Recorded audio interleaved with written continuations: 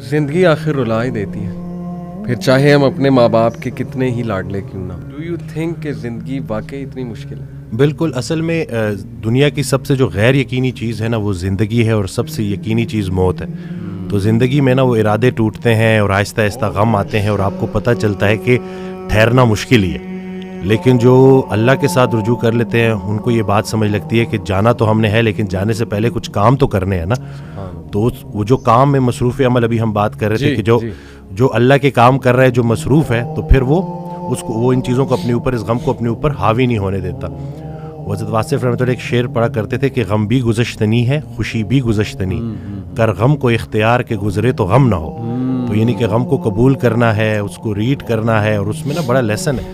صحیح بات. تو یہ اللہ تعالیٰ ہماری برداشت، سب سے بڑی قوت برداشت ہے. بالکل صحیح. تو ہماری یہ برداشت بڑھانے کے لیے اللہ تعالیٰ غم بھیجتا ہے. صحیح. اور آہستہ آہستہ صبر کے ذریعے، نماز کے ذریعے انسان جو ہے نا اس مشکل سے نکل آتا ہے. کیونکہ اللہ کا وعدہ ہے کہ ہر سختی کے ساتھ آسانی ہے، تو سختی کے بعد آسانی ہے.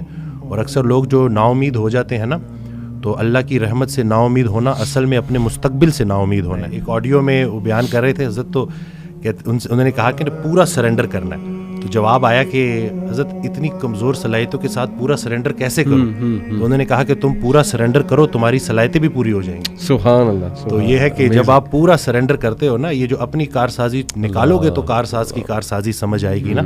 تو یہ جو اللہ ہے نا، یہ ہمارے ارادوں کو توڑتا ہے، اور نہیں آتی کوئی پریشانی اس وقت تک جب تک وہ بڑی پریشانی کو ٹالنے نہ آئی ہو. انسان جو ہے نا وہ جلد باز ہے.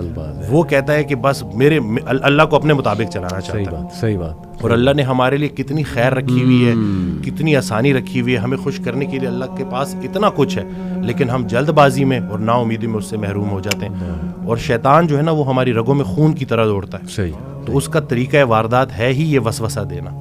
وسوسہ جو ہے نا وہ ایمان کی نفی ہے، اور یقین جو ہے نا وہ وسوسے کو نفی کرتا ہے. کیا بات. تو ہم نے یقین کو پختہ کرنا ہے. یقین نور ہے، شک اندھیرا ہے. تو اسی طرح سے یہ وسوسے کے اوپر سوال کیا گیا، تو حضرت کہتے ہیں کہ میرا اللہ پہ یقین بے گماں ہے جو علم بن گیا. تم بھی وہ یقین پیدا کر لو، تمہیں بھی علم مل جائے گا. اشفاق احمد صاححب کی بات سے آپ نے سٹارٹ کیا تھا، تو مجھے ایک واقعہ یاد آ گیا کہ ایک شخص ان کے پاس گیا اور کہا کہ اشفاق صاحب کوئی زندگی آسان کرنے کی ٹپ دے دیں. تو انہوں نے کہا میں تمہیں موت آسان کرنے کی ٹپ نہ دوں. تو کہتے ہیں چلے وہی دے دیں. کہتے ہیں اگر تم اپنی موت آسان کرنا چاہتے ہو تو جاؤ کسی کی زندگی آسان کر دو. اللہ. تو جو اللہ کا کام کرنے والے ہوتے ہیں وہ گلہ نہیں کرتے، وہ شکر کرتے ہیں اور لوگوں کے کام آتے ہیں.